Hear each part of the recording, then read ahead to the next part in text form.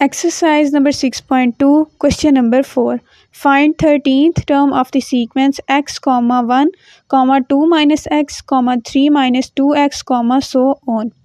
Solution है हमारे पास गिवन सीक्वेंस है x, 1, 2 minus X, 3 minus X, so on. इसकी फर्स्ट टर्म हमारे पास क्या है, a1 equals to x.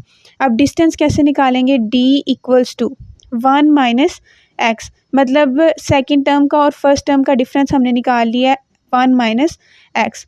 So required 13th term will be, 13th term अब हमारे पास क्या होगी, a13 इक्वल्स टू, फार्मूले का हमें पता है जो कि क्या होता है, a1 plus n minus 1 d, तो n की जगह पे 13 पुट करेंगे तो a1 प्लस 13 माइनस 1 d, तो हमारे पास a13 इक्वल आ जाएगा a1 plus 12 d, which is equal to a1 की जगह पे लिखेंगे a1 की वैल्यू x प्लस 12 d की जगह पे आएगा 1 minus X, which is equal to x plus 12 1 ज़ा 12 माइनस 12 x।